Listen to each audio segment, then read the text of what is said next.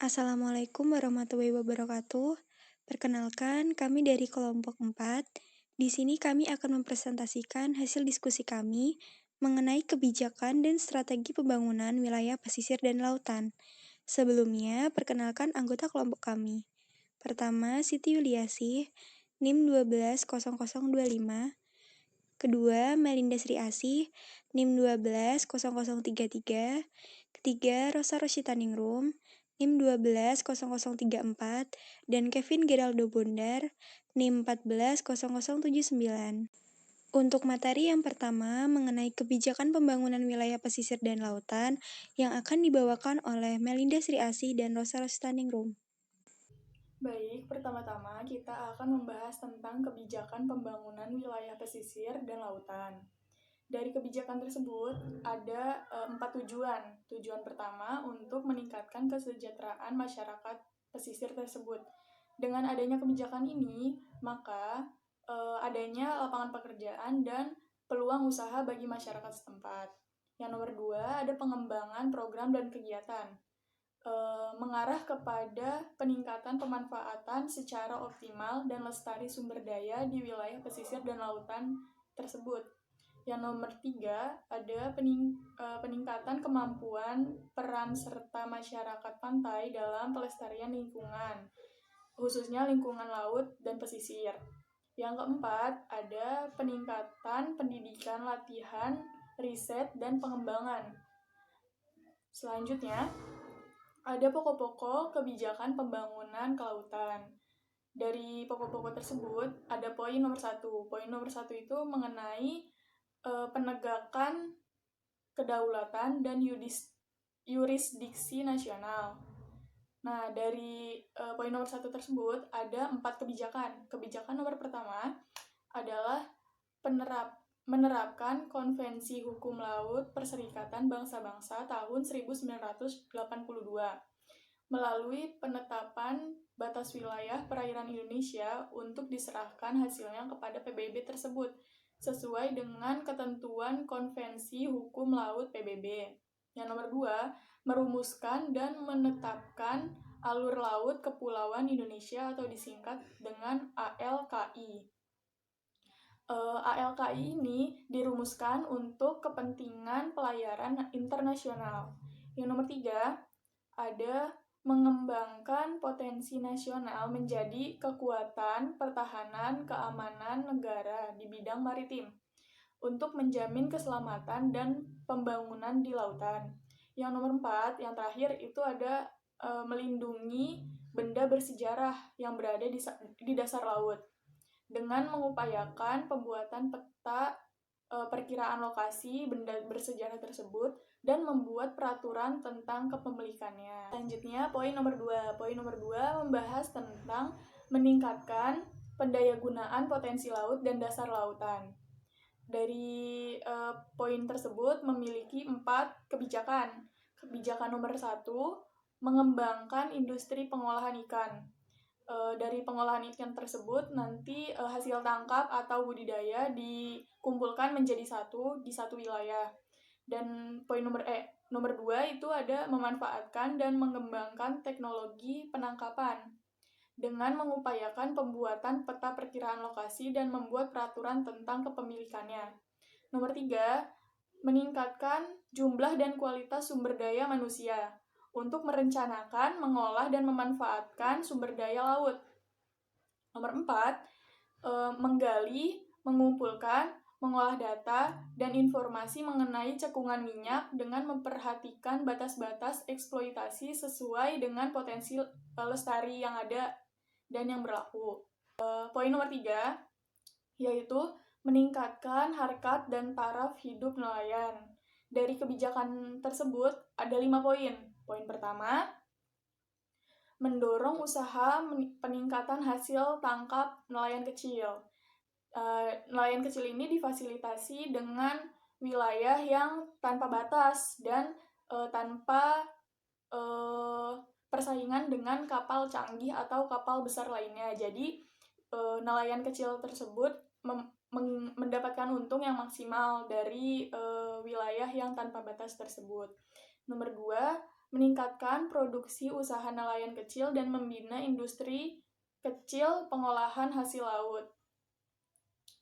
Nomor 3, menyempurnakan pola hubungan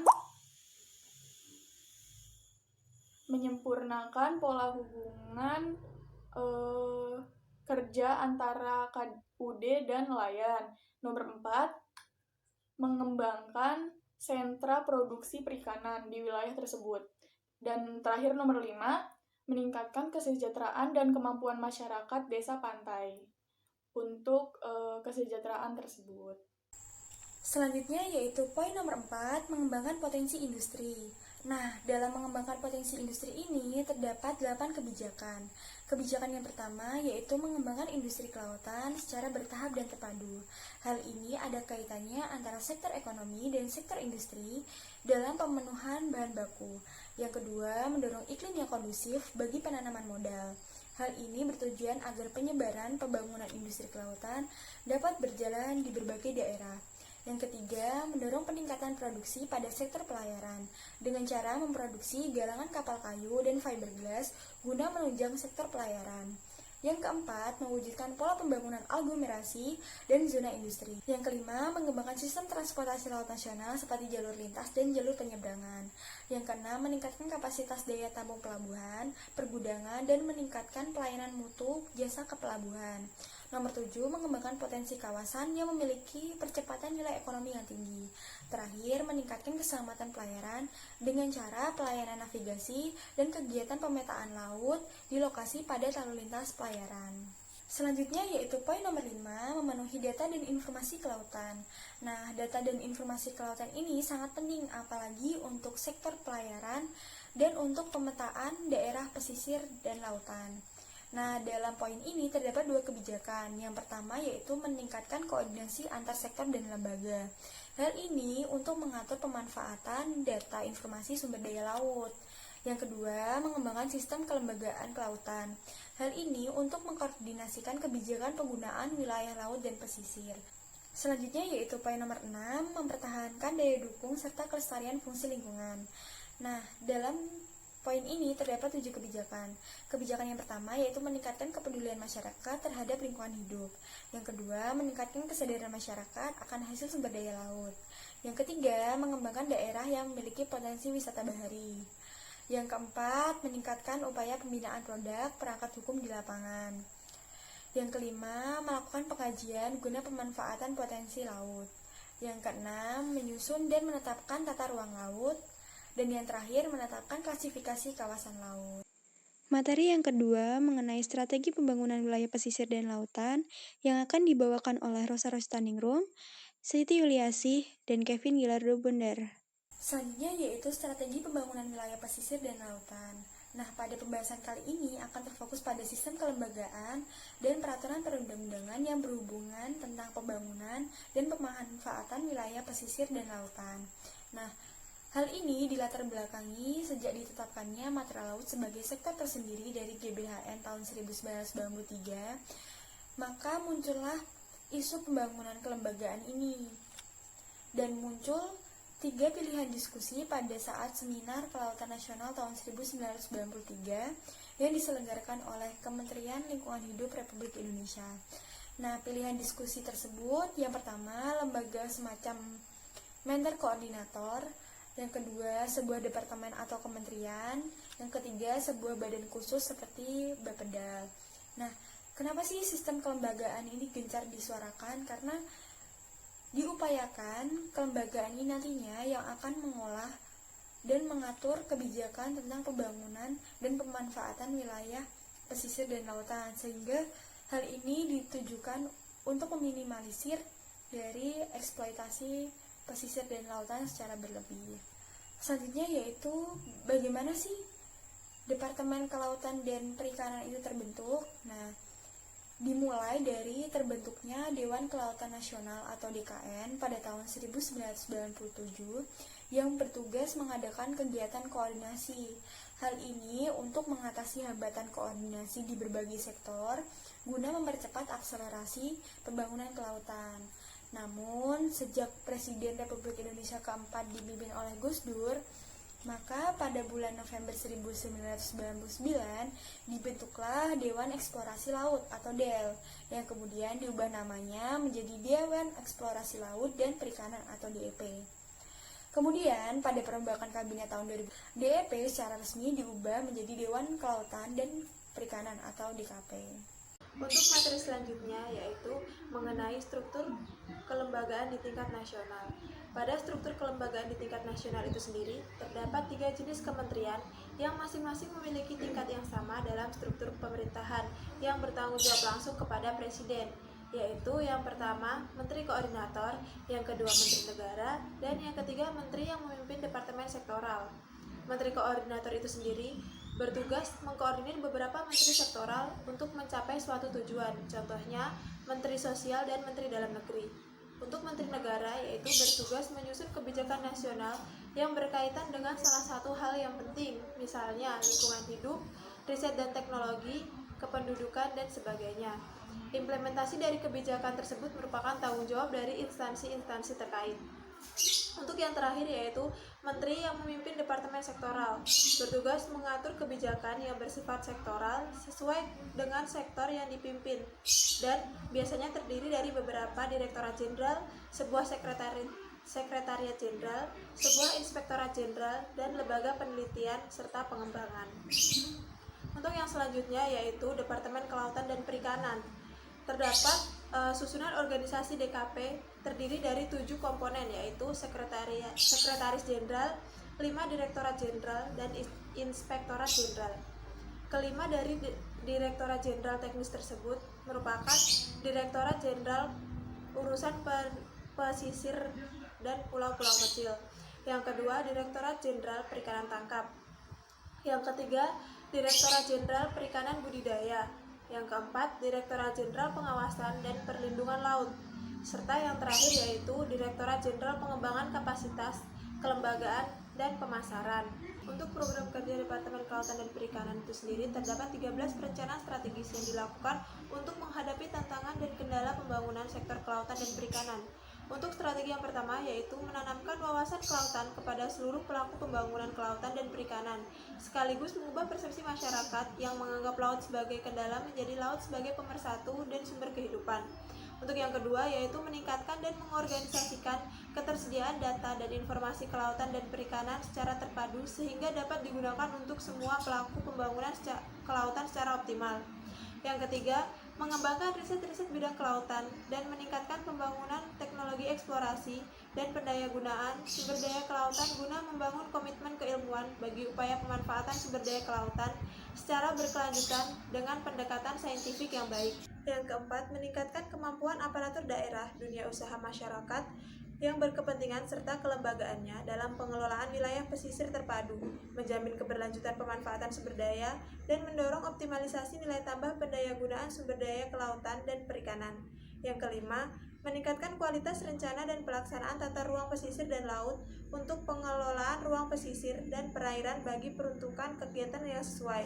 Yang keenam, mengembangkan pengelolaan pulau-pulau kecil atau gugus-gugus pulau yang berkelanjutan dan berbasis masyarakat. Yang ketujuh, menciptakan dan mempertahankan iklim investasi yang menjamin kelangsungan investasi eksploitasi dan pemanfaatan sumber daya kelautan dan perikanan. Yang kedelapan, mendorong tumbuhnya peran serta masyarakat dan pendayagunaan masyarakat pesisir dalam upaya pemanfaatan dan pelestarian sumber daya perikanan dan kelautan. Yang kesembilan, mendorong dan meningkatkan industri berbasis sumber daya kelautan dan perikanan yang kuat dan tangguh. Yang kesepuluh, menyerasikan kebijakan-kebijakan lintas sektoral. Yang ke-11, meningkatkan kemampuan pemantauan dan pengawasan bagi kegiatan-kegiatan eksploitasi dan produksi guna menjamin pemanfaatan sumber daya kelautan dan perikanan secara optimal dan berkelanjutan bagi kepentingan bangsa Indonesia.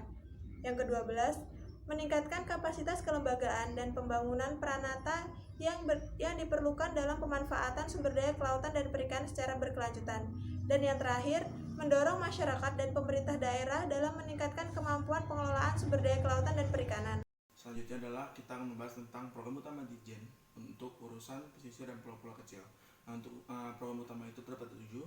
Yang pertama itu adalah pengembangan kebijakan pengelolaan pulau-pulau kecil berbasis masyarakat dan berkelanjutan. Itu fungsi untuk inventarisasi dan juga pengolahan sumber daya alamnya. Lalu ada kedua adalah pengembangan kebijakan pengelolaan wilayah pesisir terpadu, ini tentang penyusunan perencanaan. Baru ketiga adalah penyusunan dan pengembangan tata ruang pesisir dan laut. Nah, ini penyusunan pedoman baik dari ZEE dan lain-lainnya. Baru yang keempat adalah pemberdayaan sosial ekonomi masyarakat.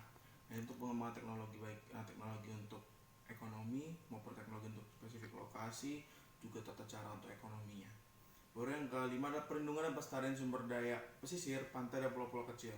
Itu pengelolaan wilayah konservasi maupun perlindungan dari flora dan fauna yang terancam punah maupun tidak. Baru yang keenam adalah rehabilitasi kerusakan dan pengayaan lingkungan dan sumber daya. Ini untuk memperkayakan potensi sumber daya alamnya dan juga merehabilitasi potensi sumber daya pesisirnya. Baru yang ketujuh adalah mitigasi bencana. Ini adalah program kerja yang untuk pengembangan sistem pemantauan dan juga pembuatan peta kawasan sensitif bencana alam, serta untuk mencari penanggulangan akibat dan dampak bencananya. Selain itu terdapat pembahasan berikutnya adalah tentang struktur kelembagaan di tingkat regional. Pengembangan itu terbagi atas dua, yaitu provinsi dan juga desa. Nah, perbedaan paling signifikan antara kedua itu adalah untuk pusat itu menggunakan gajinya itu setara dengan PNS, sementara untuk desa itu gajinya berdasarkan kekayaan dari alamnya. Dan untuk waktu sebelumnya untuk pusat itu dipimpin oleh gubernur, namun dia memiliki banyak sekali pembantu seperti kanwil, dinas dan juga bapeda. Lalu untuk daerah itu terdapat undang-undang otonomi terbaru, yaitu pada otonom UU Perda nomor 22 tahun 1999. Nah, ini tuh dengan keberadaan undang-undang otonomi ini sehingga terdapat banyak perubahan seperti dinas yang tadinya berpisah menjadi menyatu dan juga yang tadinya menyatu bisa jadi berpisah untuk melengkapi kondisi dari daerah tersebut. Lalu proses perencanaan itu bagi atas tiga, yaitu nasional, sektoral dan juga regional. Nah, untuk nasional itu banyak sekali soal untuk pembangunan itu tercantum pada GBHN yang diterjemahkan oleh Rapelita. Nah, Rapelita atau Propenas itu dilakukan oleh Bappenas dan yang bekerjasama dengan Departemen Teknis Pemerintahan dan juga sektor swasta. Nah, Propenas ini berisi tentang kebijakan umum masing-masing sektor. Lalu kalau misalnya ngomong tentang sektoral, nah sektoral ini itu bergerak di bidang teknis tingkat pusat, jadi bukan nasional lagi tapi cuma pusat. Nah, ini perencanaan pembangunan sektoral ini daerah pesisir tidak mengindahkan konflik pada sektor lainnya, pertambangan yang tidak menghiraukan sektor perikanan. Jadi itu untuk di bidang sektoral ini jika ngomongin tentang satu hal A, berarti dia itu cuma fokus ke A, nggak fokus pada B, tidak mempedulikan tentang B. Nah, juga ada untuk di provinsi itu pelaksanaan di bidang provinsi direncanakan oleh Bapeda dan melaporkannya kepada gubernur atau kepada daerah. Nah, banyak sekali lembaga-lembaga yang terkait tentang pengelolaan wilayah pesisir. Itu tertera seperti ada di kanan ini. Ada banyak, 1, 2, 3, 4 slide. Dan yang berikutnya adalah peraturan perundang-undangan. Peraturan itu banyak banget, bisa tentang ZEE, Uniclos, tentang AMDAL untuk inisiasinya, dan juga tentang konservasi sumber daya alam, dan masih banyak lainnya ada di PPT sebelah kanan saya. Demikian presentasi dari kelompok kami. Apabila ada salah kata, kami mohon maaf. Terima kasih atas perhatiannya. Wassalamualaikum warahmatullahi wabarakatuh.